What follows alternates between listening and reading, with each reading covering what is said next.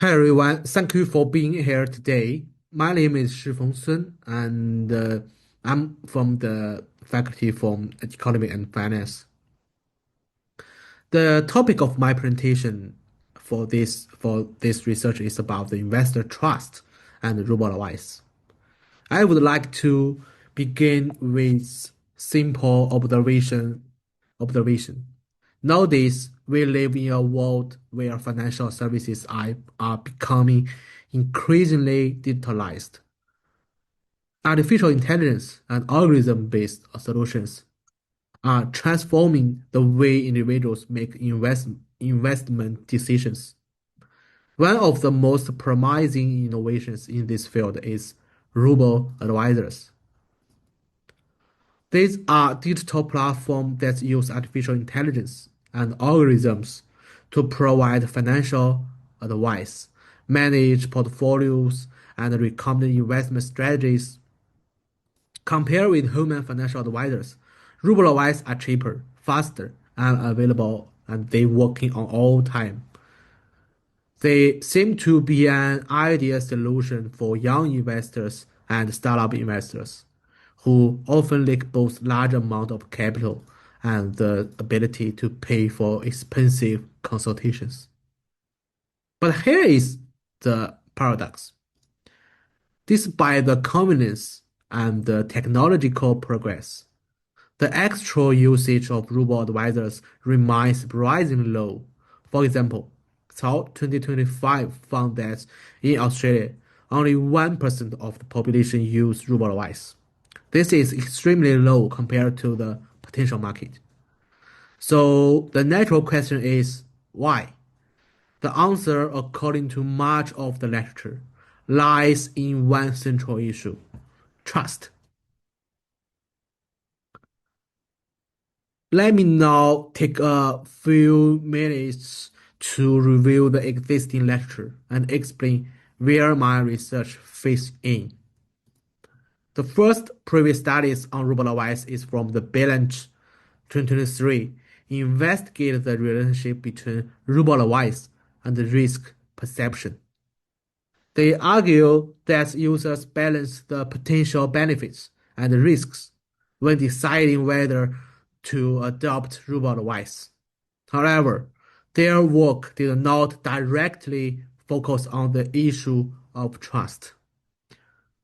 The second previous studies is from the Neurala 2022, focused specifically on technology trust. They ask, do users trust the algorithms? Do they believe in the reliability of the technology? This is important, but their perspective is too narrow because trust involves more than just technology. It also includes trust in the firm providing the service and trust in the border system.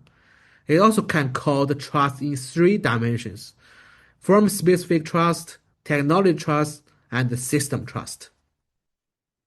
Finally, the recent lecture from Cao 2025 made an important step forward by using quantitative research method to study the link between the trust and the robo-advice.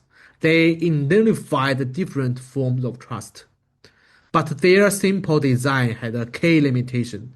It did not account for user previous experience with robo-advice. So here we see the research gap.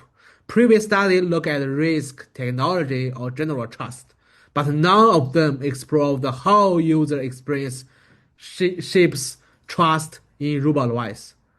This is an important question because trust is not a fixed concept. It can change over time, especially when users get direct experience. Sometimes experience increase trust, or sometimes they reduce the trust. Therefore, my research questions: does trust in robo-advice change as users gain more experience? To, to address this question, I propose two competing hypotheses. The first hypothesis is that trust decreases with experience. If robo-advisors provide inaccurate or low-quality recommendations, users may suffer financial losses. Imagine a young investor who try to force them to use RoboAdvice, follow its suggestion, and end up losing money. This kind of negative experience can easily damage trust. Over time, more experience may actually reduce trust because user realize the limitation of the system.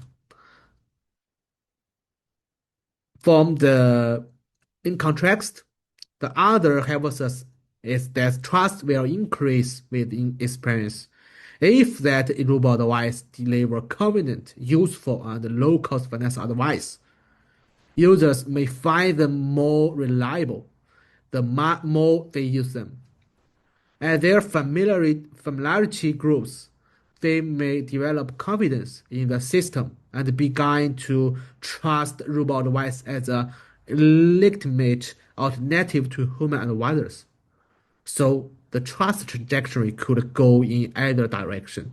This is why it's essential to study user experience more systematically.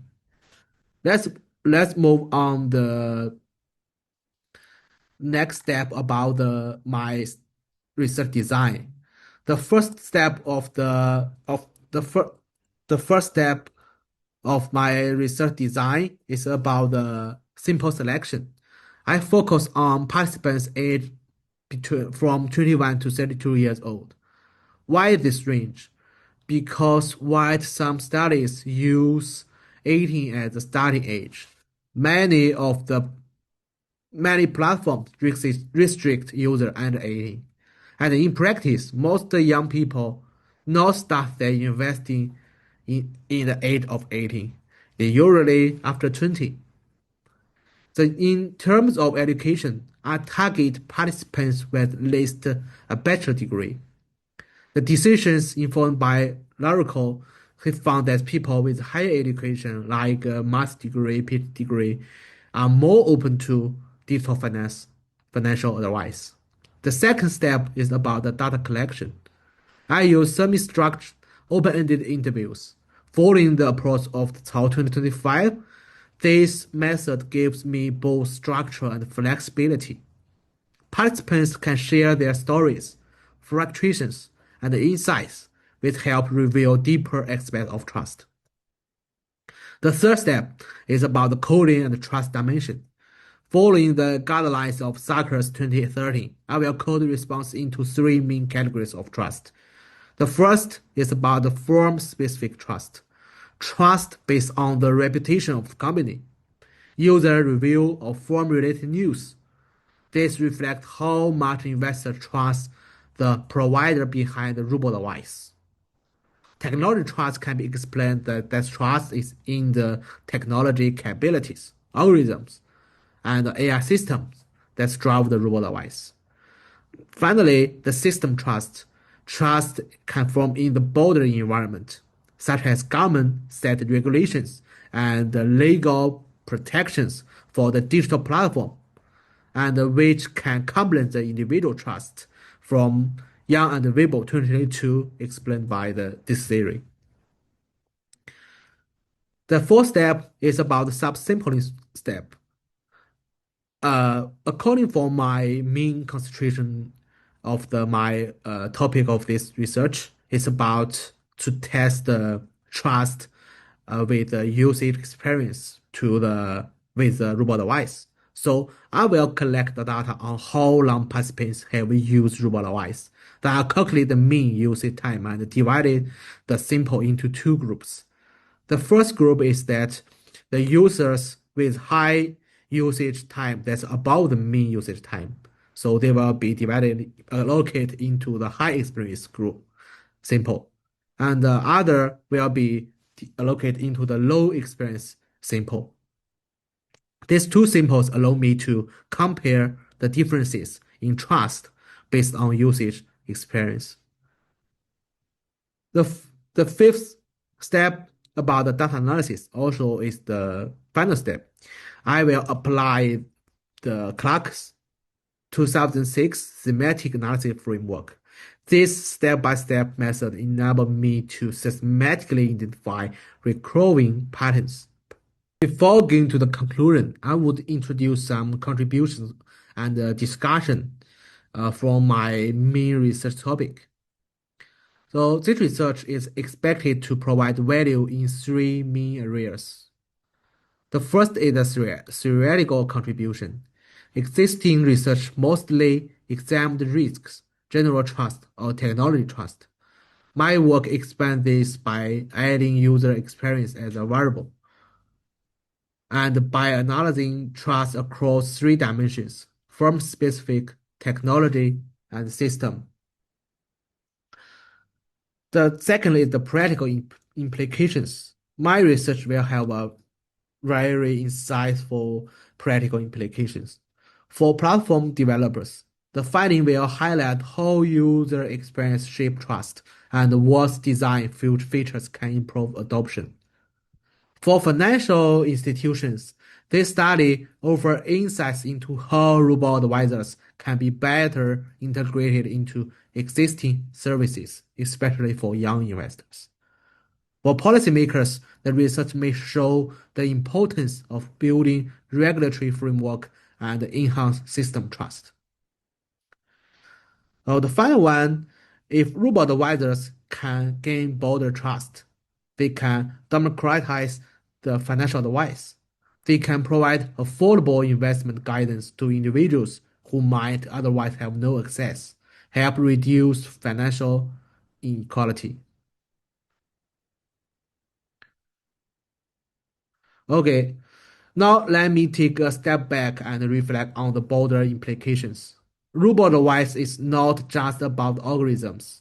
It represents a shift in the financial industry from traditional human-centered services to digital and automated services. This shift raises fundamental questions about trust in technology. For example, when we interact with a human advice, trust is built on personal relationships, communication, and accountability.